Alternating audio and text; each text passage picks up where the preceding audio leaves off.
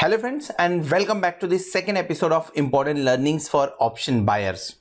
First episode में हमने discuss किया था एक पर्टिकुलर ट्रेड के बारे में कि उस ट्रेड में हम क्यों लॉन्ग गए थे, उस ट्रेड को क्यों हमने कैरी फॉरवर्ड किया था, किस तरह के इंडिकेटर्स दिख रहे थे चार्ट के ऊपर में। इंपॉर्टेंट है समझना कि जब हम ऑप्शन बाय करते हैं तो इंडिकेटर्स किस तरह से काम करते हैं, किस तरह से चार्ट पे पैटर्न बनता है। नाउ सेकेंड एपिसोड में हम डिस्कस करने वाले हैं पुट कॉल रेशियो के बारे में। इंपॉर्टेंट है put call ratio, yes very much important. अगर आप मेरा वीडियो देखेंगे डेली वीडियो, तो मैं अपने डेली वीडियो के अंदर में पुट कॉल रेशियो के बारे में मेंशन करता हूं। इनफैक्ट पुट कॉल रेशियो को देखते हुए हम ये भी बात करते हैं कि मार्केट अप ट्रेंड हो सकता है या करेक्शन देखने को मिल सकता है। सो पुट कॉल रेशियो समझना बहुत इंपॉर्टेंट है। अगर आप डेरिवेटिव डेटा को समझेंगे, अगर आप डेरिवेटिव के अंदर ट्रेडिंग करना चाहते हैं, सो पुट कॉल रेशियो आपके लिए बहुत इंपॉर्टेंट चीज है। पर छोटा सब्जेक्ट नहीं है, बड़ा सब्जेक्ट है, इसलिए इसे हम आने वाले कुछ एपिसोड के अंदर में कंप्लीटली कवर करेंगे।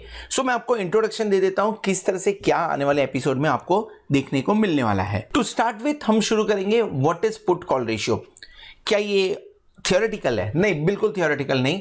हम इसे प्रैक्टिकली किस तरह से इंप्लीमेंट करना है और प्रैक्टिकल नॉलेज जो है उसके बारे में यहां पे बात करने वाले हैं। So what is put call ratio? Basically put क्या है, कॉल क्या है, उसके अंदर में ये रेशियो में कहां से निकालना चाहिए और किस तरह से इस रेशियो के ऊपर में वर्कआउट करना चाहिए, आज के एपिसोड में समझने की कोशिश करेंगे। नेक्स्ट एपिसोड डेडिकेटेड होगा पुट कॉल रेशियो कैलकुलेट कैसे करना है, वीकली, मंथली, ऑल कॉन्ट्रैक्ट आपके लिए, आपके ट्रेडिंग स्टाइल से कौन सा पुट कॉल रेशियो आपके लिए फिट बैठता है, ये आपको डिसाइड करना है। उसके लिए मैं कुछ वीडियोस के अंदर में जब मैं पुट कॉल रेशियो डालता हूं तो मुझे क्वेश्चंस आते हैं कि सर मेरा निफ्टी का पुट कॉल रेशियो और आपका निफ्टी का पुट कॉल रेशियो अलग क्यों है। सो उस बारे में यहां पे हम डिस्कस करेंगे, उस बारे में समझने की कोशिश करेंगे कि मैं कैसे कैलकुलेट करता हूं, मैं किसे ज्यादा इंपॉर्टेंस देता हूं।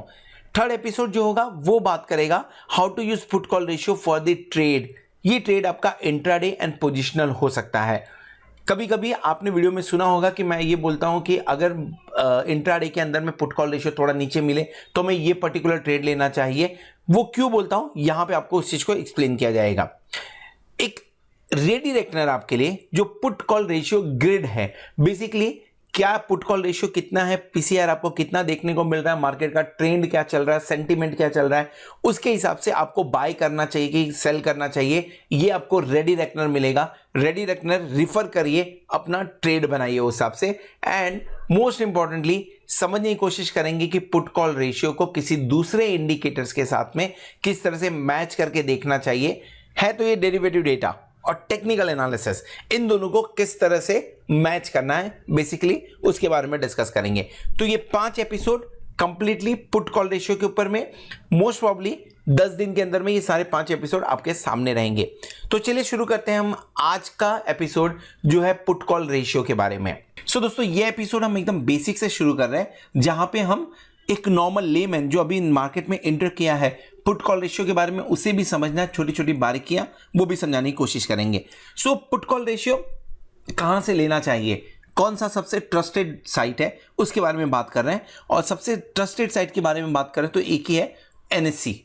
गूगल में डालिए एनएससी ऑप्शन चेन आपके सामने दिख जाएगा। 2 चीजें नजर आएंगी आपको, www.1.nseindia.com एंड www.nseindia.com। ये जो दोनों साइट है एनएससी इंडिया की ही है, बट पहला वाला ओल्ड साइट है एंड दूसरा वाला न्यू वेबसाइट है। दोनों के ऊपर में डिफरेंट ऑप्शन चेन आपको देखने को मिलता है, बट डेटा सेम होते हैं। जैसे मैंने ऑलरेडी ओपन कर रखा हुआ है, आप ये जो डेटा देख रहे हैं, ये ऑप्शन चेन जो देख रहे हैं, ये ओल्ड ऑप्शन चेन है एंड ये जो ऑप्शन चेन देख रहे हैं ये न्यू ऑप्शन चेन है। मैं कौन सा रिफर करता हूं? मैं रिफर करता हूं न्यू ऑप्शन चेन को। क्यों रिफर करता हूं?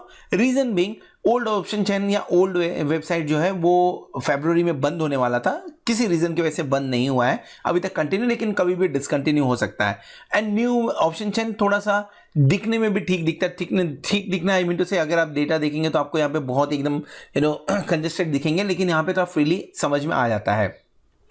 सो दोनों ऑप्शन चेन के बीच में डिफरेंस क्या है, मुझे ये भी क्वेश्चंस आते हैं कि सर दोनों ऑप्शन चेन, अभी जैसे कल के वीडियो पे मुझे आया है कि जब मैं एनएससी का वेबसाइट देखता हूं तो मुझे वहां पे दोनों अलग अलग ऑप्शन चेन में क्यों डेटा दिख रहा है, डिस्क्रिपेंसी क्यों दिख रही है।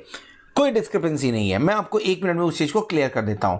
जैसे बात कर रहे हैं हम यहाँ पे 9300 स्ट्राइक के बारे में। 9300 निफ्टी का जो स्ट्राइक है वहाँ पे आपको ओपन इंटरेस्ट 75 देखने को मिल रहा है, लेकिन जब मैं नए ऑप्शन चेन में जाता हूँ तो यहाँ पे 9300, let me take you to the 9300 year.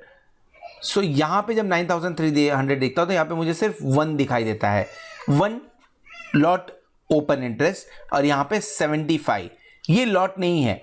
In fact होता ही है कि नए वेबसाइट के अंदर, नए ऑप्शन चेन के अंदर में आपको नंबर ऑफ लॉट्स दिखाए जाते हैं और ओल्ड वेबसाइट के अंदर में आपको एब्सोल्यूट नंबर दिखाया जाता है। निफ्टी देख रहे हैं, निफ्टी के अंदर में 75 का ऑप्शन, 75 का लॉट साइज है, सो आपको 75 यहाँ पे दिखाई दे रहा है और न्यू वेबसाइट में 1 लॉट दिखाई दे रहा है। सो क्या होता है, जब आप निफ्टी देखते हैं, बैंक निफ्टी देखते हैं और आपको नंबर ऑफ लॉट्स दिखाए जाते हैं तो सही में कंपैरिजन हो जाता है, लेकिन जब नंबर्स दिखाए जाते हैं तो हर एक स्टॉक का, हर एक इंडेक्स का लॉट साइज डिफरेंट होता है, उसके हिसाब से आपको यहाँ के फिगर्स मैच करते हुए नजर नहीं आते।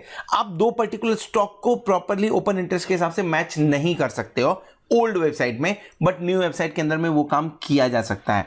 इसके लिए मैं न्यू वेबसाइट रिफर करता हूं। सो ये वीडियो के अंदर में भी हम न्यू वेबसाइट ही रिफर करेंगे।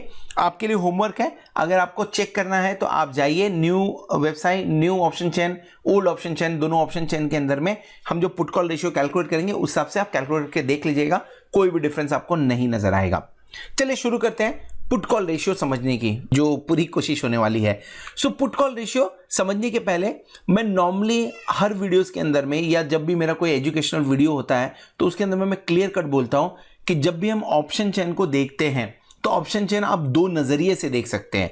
पहला एटीट्यूड आपका आता है as a option buyer and second attitude आपका आता है एज अ ऑप्शन राइटर। आपको कौन से नजरिए से देखना है ये आपको डिसाइड करना है, लेकिन मैं कौन से नजरिए से देखता हूं, मैं एज अ ऑप्शन राइटर देखता हूं। क्या मैं हार्डकोर ऑप्शन राइटर हूं? बिल्कुल नहीं। मैं ऑप्शन राइट एवरीडे करता हूं, लेकिन मैं ऑप्शन बाय भी एवरीडे करता हूं, और मेरा लगभग 60 to 70% जो पोर्टफोलियो है वो ऑप्शन बाय की तरफ होता है, ऑप्शन राइटिंग की तरफ नहीं होता है। सो क्यों मैं इसे एज अ ऑप्शन राइटर देखता हूं, मैं आपको पहले वो एक्सप्लेन कर देता हूं। एक एग्जांपल लेते हैं हम। 13,800 का जो आपको कॉल माफ कर जो स्ट्राइक देखने को मिल रहा है, वहां पे आपको 85.90 उसका प्राइस दिख रहा है। लेट्स से एज्यूम इट कि ये 100 रुपीज है, तो कैलकुलेशन इजी हो जाएगा। So as a option buyer अगर मैं इसे बाय करूंगा तो मुझे कितना पे करना पड़ेगा? डेफिनेटली एक लॉट 75 में है, सो मुझे 100 मल्टीप्लाइड बाय 75 मुझे 7,500 रुपीज पे करना पड़ेगा। मेरे पॉकेट से 7,500 रुपीज जाएगा। लेकिन मैं अगर ऑप्शन राइटर हूं और मैं इसे राइट करना चाहता हूं विदाउट हेजिंग, मैं भी विदाउट हेजिंग का एग्जांपल ले रहा हूं। विदाउट हेजिंग अगर मैं इसे राइट करना चाहता हूं, इसे मैं कैरी फॉरवर्ड लेके जाना चाहता हूं, तो एज अ ऑप्शन राइटर मेरे पास में कम से कम अराउंड 1,50,000 रुपीज होने चाहिए। यानी एक ऑप्शन बायर जहां पे 7,500 रुपीज लेके काम करता है, एक ऑप्शन राइटर के लिए वो 1.5 लाख रुपए के आसपास का चीज है। अब अगर मैं इसमें हेजिंग डाल दूं तो हेजिंग में मुझे 40,000 रुपीज के आसपास में लगता है। जब मैं हेजिंग करता हूं तो मैं क्या कर रहा हूं, अगर मैंने इसे सेल किया है तो मैंने पुट बाय किया है, और अगर मैं पुट बाय करता हूं तो डेफिनेटली वहां पे एक राइटर होगा, कोई ना कोई सेल कर रहा है तभी मैं बाय कर रहा हूं।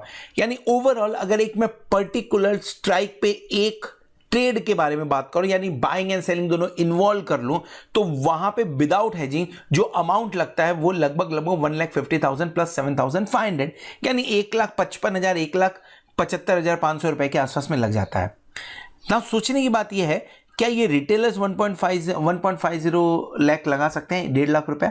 ये 32 लॉट का ओपन इंटरेस्ट रिटेलर ने ओपन किया रहेगा? नहीं। ये जो पैसा है ये बड़ा अमाउंट है, और ये बड़ा अमाउंट इंस्टीट्यूशनल्स की तरफ से आता है। कौन ज्यादा रिसर्च करता है, रिटेलर्स या इंस्टीट्यूशनल्स? डेफिनेटली इंस्टीट्यूशंस जो होते हैं वो ज्यादा रिसर्च करते हैं। तो हमें किसके हिसाब से सोचना चाहिए, इंस्टीट्यूट के हिसाब से या हमें सोचना चाहिए रिटेलर के हिसाब से? We should think from the institute side. अब ये जो इंस्टीट्यूशनल्स होते हैं, जो FII वगैरह होते हैं, ये इनके पास में रिसर्च एनालिस्ट वगैरह होते हैं और वो हिसाब से सोच के चलते हैं। तो हमें option chain as a option writer देखना चाहिए, और जब हम एज अ ऑप्शन राइटर देखते हैं, क्योंकि उनका पैसा ज्यादा इन्वॉल्व है, उनको रिस्क ज्यादा है, तो वहां पे रिसर्च ज्यादा होता है, तो आपके राइट होने के चांसेस वहां पे ज्यादा होते हैं। सो आपको ये समझ में आने चाहिए कि पर्टिकुलर स्ट्राइक के ऊपर में राइटिंग हो रही है या पर्टिकुलर स्ट्राइक के अंदर में बाइंग हो रही है।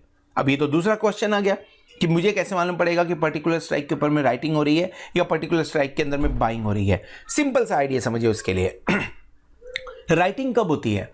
जब किसी ऑप्शंस का प्राइस बढ़ता है तब वहां पे राइटिंग देखने को मिलती है, या जब उस ऑप्शंस का प्राइस कम होता रहे और आपको वो कंटिन्यूअसली उसमें एडिशन देखने को मिले ओपन इंटरेस्ट में, तब राइटिंग होगी? डेफिनेटली जब प्राइजेस कम होते रहे और आपको ओपन इंटरेस्ट में एडिशन देखने को मिले तो ही राइटिंग होती है। सो 74.40 पैसे कम हुए हैं, रुपए कम हुए बेसिकली, एंड 3384 लॉट वहां पे ऐड हुआ। मतलब क्या? इस पर्टिकुलर जगह पे राइटर्स ज्यादा एक्टिव थे, डेफिनेटली किसी ना किसी ने बाय भी किया होगा, वो रिटेलर्स हैं। यहां पे जो पोजीशंस बना रहे हो FII है और यहां पे राइटिंग्स देखने को मिल रही है। सो कैसे मालूम पड़े कि बायर्स एक्टिव हैं? लुक एट दिस साइड, यहां पे भी आपको एडिशन देखने को मिल रहा है, लेकिन ये ग्रीन में दिख रहा है, 61.80 देखने को मिल रहा है। ये अब जब प्राइसेस बढ़ रहे हैं तो राइटिंग नहीं होगी, एक लेवल पे जाके राइटिंग होती है। तो प्राइसेस जब बढ़ रहे हैं कंटिन्यूअसली, मींस व्हाट? राइटर्स निकल रहे हैं यहां से और बायर्स अपनी पोजीशंस बना रहे हैं। सो जब भी हम ये डिस्कस करते हैं कि इस पर्टिकुलर क्वाड्रेंट में बाय हुआ है या पर्टिकुलर क्वाड्रेंट के अंदर में सेल हुआ है, तो ये चीजें यहां पे आपको समझ में आनी चाहिए कि अगर ग्रीन है और change in open interest positive side में, तो डेफिनेटली वो ऑप्शंस बायर वहां पे एक्टिव थे, और अगर रेड है and change in open interest in positive side है तो ऑप्शन राइटर्स थे वहां पे। सो ये कुछ कॉन्सेप्ट जो हमें क्लियर होने चाहिए before we move to the put call ratio. Now let's go to the put call ratio. So ये पोजीशंस क्यों बनते हैं? ये पुट कॉल रेशियो क्या है? बेसिकली ये कॉल साइड आपका, ये पुट साइड आपका, और हर एक स्ट्राइक के ऊपर में आपको ओपन इंटरेस्ट देखने को मिल रहा है। ये जो ओपन इंटरेस्ट बिल्ड क्यों होते हैं? ये लोग अपनी उम्मीदों के हिसाब से पोजीशंस बना रहे हैं। जैसे 13,500 के अंदर में 48,757, 29,465 लॉट ओपन इंटरेस्ट 13,700 पे है। 13,500 के ऊपर में आपको देखने को मिल रहा है अच्छा खासा 48,000 का। कॉल साइड के अंदर में देखें 32,433, 13,800 पे, 53,000 का लॉट ओपन इंटरेस्ट 14,000 पे है। सो इसका मतलब ये हुआ कि इस पर्टिकुलर स्ट्राइक के ऊपर में इतने लोगों ने अपनी राइटिंग, मैं राइटर्स के हिसाब से देख रहा हूं, तो इतने लोगों ने राइटिंग कर रखी हुई, इतने लॉट ओपन है, इतना लोगों का इंटरेस्ट ओपन है वहां पे। अब पुट कॉल रेशियो बहुत लोग ओवरऑल देखते हैं, बहुत लोग बेसिकली स्ट्राइक वाइज देखते हैं। सो अगर स्ट्राइक का निकालना है तो क्या देखना है आपको? पुट कॉल रेशियो है। सो पहले पुट का नंबर एंड देन कॉल का नंबर, इनको डिवाइड करके आपको जो रेशियो मिलेगा that will be your put call ratio for this particular strike. मैं स्ट्राइक प्रिफर नहीं करता हूं और करना भी नहीं चाहिए। सो आपको जो पुट कॉल रेशियो निकालना है सिंपल है, ये सारे ओपन इंटरेस्ट को ऐड करना है, आ जाएगा टोटल पुट, और ये सारे ओपन इंटरेस्ट को ऐड करना, ये आ जाएगा total call. Total put divided by total call आपका पुट कॉल रेशियो होगा। सो क्या ये कौन करेगा बैठ के इतना टोटल? कोई टेंशन नहीं, नीचे जाएंगे तो आपको ऑलरेडी एडिशन देखने को मिलेगा। सो एक काम करते हैं, इसका पुट कॉल रेशियो निकालते हैं। कैलकुलेटर में ओपन कर लेता हूं और इसका पुट कॉल रेशियो हम लोग निकालते हैं। सो पुट साइड में कितना है? 701,900 divided by 471,160। Put call ratio आपका आ रहा है 1.48%। ना 1.48 या 1.49 बोल लीजिए इसे। जब 1.49 आ रहा है तो ये इंडिकेट क्या करता है, ये बहुत इंपॉर्टेंट है। ये हम सेकेंड एपिसोड में कवर करने वाले हैं। फिलहाल यहाँ पे हम क्या कवर करने वाले हैं कि ये पुट कॉल रेशियो किस हिसाब से हमने कैलकुलेट किया। सेम ये हमने निफ्टी के बारे में बात किया हुआ है, सेम वे हम स्टॉक्स के बारे में भी कर सकते हैं। Let me take you to the stocks. ACC ही चेक कर लेते हैं एक बार। ओके, सो ACC का देखने को मिल रहा है। So you will see 1359 and 4416, यानी जब मैं इसका पुट कॉल रेशियो निकालूंगा 1359 एंड 4416, सो ये लेस देन 0 आएगा। एक रेंज फॉलो किया जाता है। जैसे पुट कॉल रेशियो जब भी हम निकालेंगे डेफिनेटली कुछ ना कुछ कॉल साइड में पोजीशन रहेगी, कुछ ना कुछ पुट साइड में पोजीशन रहेगी, उसके चलते हुए आपको ये 0 तो कभी नहीं मिलेगा। अगर दोनों साइड में बराबर हुआ, लेट्स से दोनों साइड में 1 लाख का ओपन इंटरेस्ट है, जैसे एग्जांपल 1 लाख का ओपन इंटरेस्ट है, तो आपका आएगा 1। जब मैं 1 के बारे में बात करता हूं तो ये न्यूट्रल हो गया।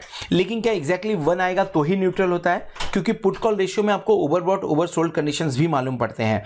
जैसे फॉर एग्जांपल अभी 2 दिन पहले हमने देखा था 1.12 के आसपास में हमारा पुट कॉल रेशियो निफ्टी का काम कर रहा था। वहां पे भी हमने क्लियर बोला था कि ये कंफर्ट जोन है, यहां से मार्केट ऊपर जा सकता है। ये मैं बात कर रहा हूं मंडे को, जिस दिन 400 पॉइंट का फॉल हुआ था, 1.12 आया था एंड देन उसके बाद में नेक्स्ट डे अच्छी रैली, नेक्स्ट 3 दिन हमने अच्छी रैली देखी हुई है। अब बढ़ के 1.54 के आसपास में पहुंच चुका है। सो 1.54 पे क्या होना चाहिए, 1.12, 0.79 पे क्या होना चाहिए, ये सब चीजों को हम आगे कवर करने वाले हैं ये वीडियो के अंदर में। जस्ट अ सिंपल इंट्रोडक्शन जिसके अंदर में पुट कॉल रेशियो कहां से कैलकुलेट करना है, ये एक हमने जस्ट एग्जांपल के साथ में समझा है। नेक्स्ट एपिसोड के अंदर में वीकली, मंथली और ऑल कॉन्ट्रैक्ट के बारे में समझेंगे and then accordingly will move ahead. Hope आपको वीडियो पसंद आ रहेगा, और वीडियो पसंद आए तो वीडियो को जरूर लाइक करिएगा, दोस्तों के साथ में शेयर करिएगा। And thank you very much for watching this video. Hope आपने चैनल को सब्सक्राइब कर लिया रहेगा ताकि लर्निंग कंटिन्यू होती रहे। At the same time thank you very much for being with us as a platinum member, also supporting us financially. Hope आने वाला वीक, आने वाली एक्सपायरी आपके लिए जोरदार हो और आप खूब सारा पैसा कमाएं। Bye bye.